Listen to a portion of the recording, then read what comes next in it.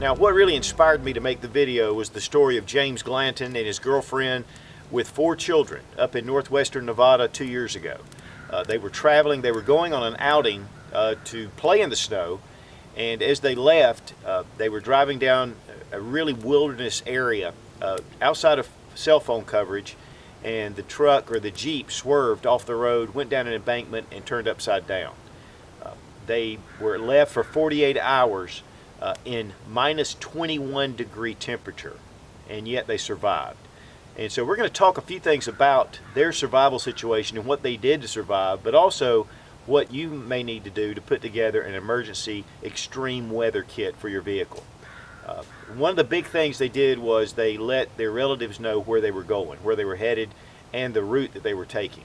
The second thing is they stayed with the vehicle, which was really important. There's been a lot of instances where especially the man would get out, he would head out on foot and end up, succumbing to the environmental conditions. Also, they had the ability to start fire, which was a big one. And really that's what probably saved their life the most. One of the cool things was they built a big fire outside of the Jeep, and they put rocks in it, and then when the rocks would heat up, they would bring them and take their spare tire, put it in the Jeep, and set the rocks in the spare tire. And this provided warmth. Then they also had some food, they had some water, and those were big key elements as well. For 48 hours, especially with children, even though they didn't have a lot of food, it did kind of sustain them until workers could find them. One of the things about getting out and about is that you need to have some things put aside. I know a couple of years ago in Atlanta they had a big snowstorm, and a lot of people were stranded on the freeway. The freeway was just locked down, and people ended up spending the night in their vehicles. This can happen at any time, guys, and especially if you're out on the road and you're traveling during this time of year in the winter. Having those, just a few necessary items, can be the difference between life and death. The good news is, though, is that James Glanton and his girlfriend and the 4 kids were found safely and with a little bit of light hypothermia, but no frostbite. They did well. So James did a great job in providing for those that were in his care. So we're going to take a look at some items that you might need that would have, especially in that situation, taking care of things and giving them the ability to survive. One thing I do want to mention, though, is they only had a candy bar between all of them, and they shared it. Now, guys, here are some items laid out. We're going to look at them individually, but really more in groups. This is a small kit, not a lot of extra fluff. I didn't want to really put in a lot of different things. We could get into a huge kit, and we're not looking for that. I'm looking for something small, compact, that you can keep just for the winter months. But again, I want to note that you need to be properly dressed. If you're going on a trip, make sure that you have the items you need to be able to keep warm, which of course are insulated pants, even shirts, undershirts, your jacket, your hat, socks, gloves, things like that that you really are going to need just for winter going around and doing things. And of course, obviously the EDC that you carry with a knife and a flashlight. If you have a concealed carry, of course, your billfold, your phone should be on your person at all times. Now, number 1 on the list is shelter, being able to stay warm and to keep warm. Even if you have winter clothes, if you're spending the night, it can really get cold. So having some kind of shelter is important. Good emergency space blankets can be a lifesaver. With the Mylar that's inside, it reflects your body heat. So this is a very small package that can work just as effectively as a regular blanket. Then we have the SOL Space Bivy, and this is actually like a small sleeping bag that you can actually get into. Also, I just have a regular trash bag. This is to keep the water and the rain off of you, especially if you're out in the snow. Now, you should have some kind of large jacket or parka to also help. But if you need to get on the ground or whatever, you can use this to lay on the ground to keep you from getting wet. Because again, you don't want to get wet as little as possible to keep that body heat intact and to keep you from getting chilled. And here's just a couple of large tarps with the Mylar material inside. And these are really heavy duty. They're going to last a lot longer. And then we have another one right here. Not quite as heavy duty as this one with the ripstop. But this also goes into keeping you warm at night or even during the day if the temperatures really drop. Definitely a nice big wool blanket would help, but sometimes it's a little bit large and thick. One thing to consider too is that if you have kids or your wife or husband or whoever, not just to have one. If you're going on a trip, make sure that you have enough to go around. Also, having a good fire kit. The ability to make fire is really what saved those guys in the end. And of course, your standard Bic lighters, fire steel. Here we have a little Towhill Numuth lighter. This is a butane lighter, and then this is also a fire steel as well. And having redundant ways to make fire to me is important, because it always seems like my Bic lighter's not working, or I'm having a hard time with my hands are too cold to use the strike steel or the fire steel.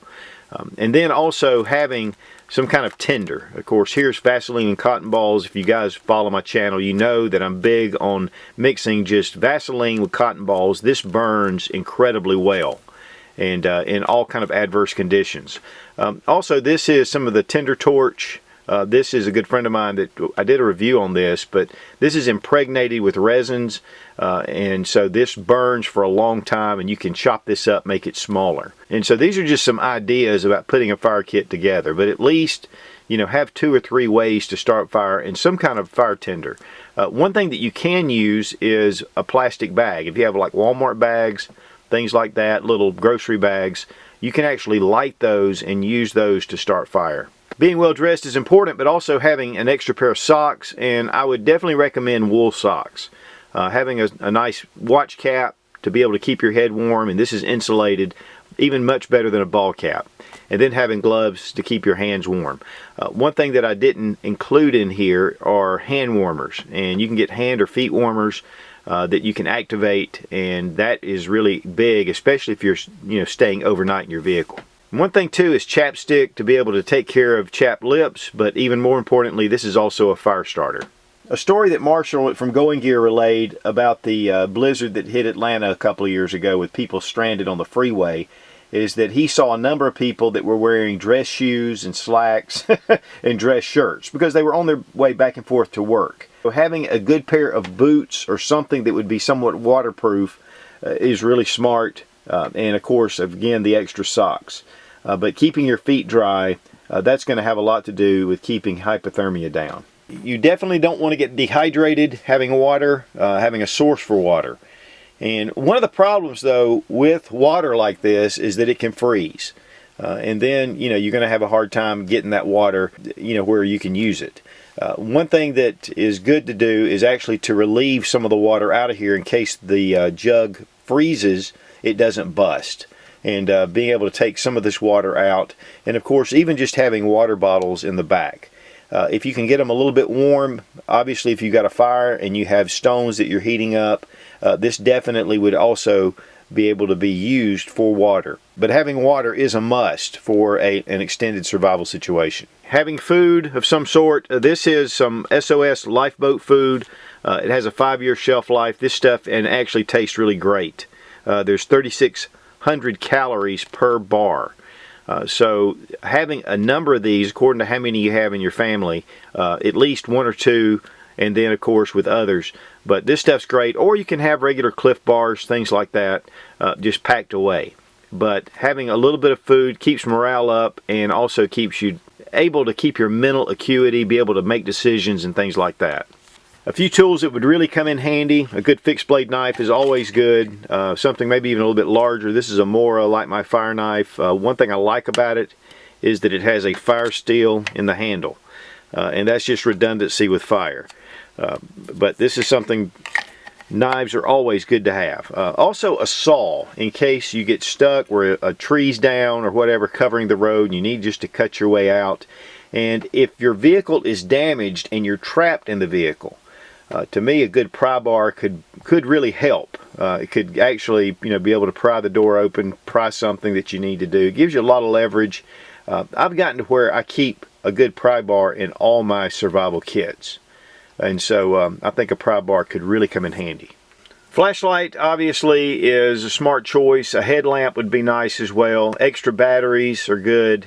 Of course, your phone doesn't do any good if it's dead, and having a charger of some sort. This is a dark energy charger. These are excellent. They keep a charge a long time. And then having the cable to be able to charge this. Your vehicle may run out of gas, or for whatever reason, but it's really good to have your phone alive and well. Now, you want to be found, so being able to do some signaling would be great. Having a small mirror like this signaling mirror, and it's actually wrapped up in duct tape, but it's under here, especially if you're lost in wilderness areas and you have air support trying to find you. Then having some glow sticks. This could also help at night, give you a little bit of light so you don't run your batteries dead. And then even a flare gun. And here, these things are very reasonable.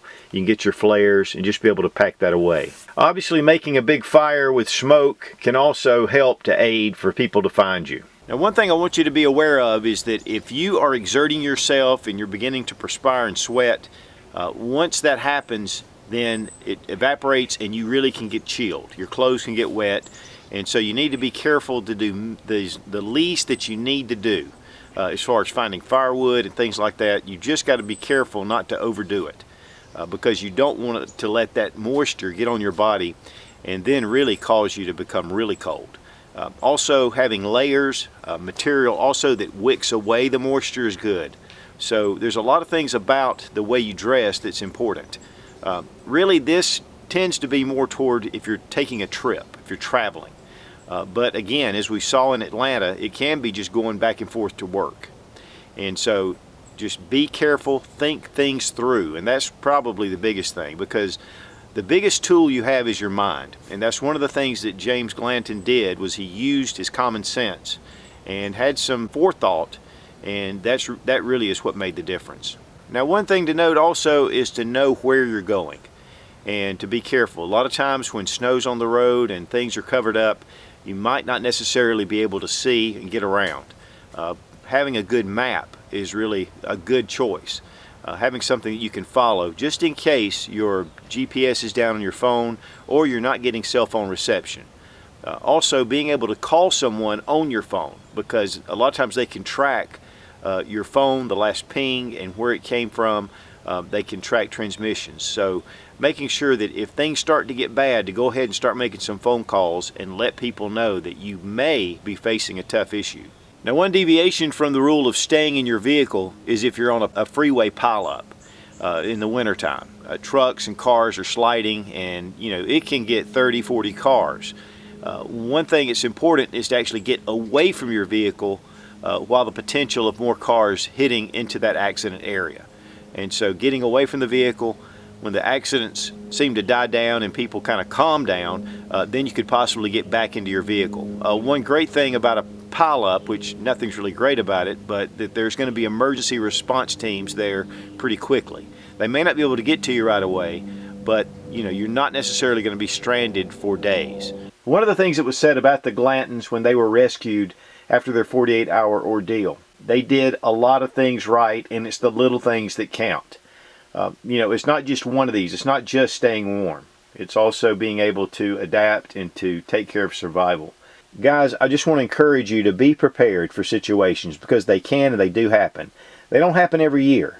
It may be 10 years without any situation, but that one time that you're ready and prepared will be a lifesaver, not only for you, but for your family and for those around you. So guys, it doesn't take a lot to survive, but it does. Some tools really make the difference. Of course, the number one tool is your mind. Just keep it sharp. There's a lot of ideas here. There may be some things that I've missed. And down in the comments below, if you have some ideas, some things you want to place in here, please do. Because a lot of people watch these videos and plan accordingly. And the comments are very good at really helping stir those ideas up. Be strong. Be of good courage. God bless America. Long live the Republic.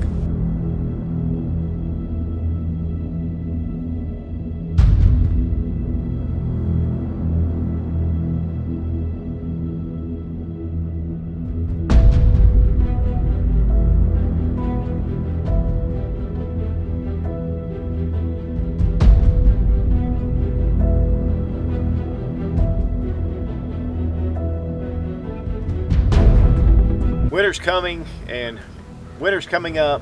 Winter's coming up. Winter's coming up, and it's a great time to be prepared. Winter's just around the corner. Winter is just around the corner, fire steel capability right here in the top of the crap.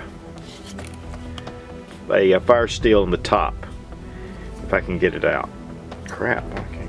Now obviously in a situation like that, there's a lot of Now obviously in an emergency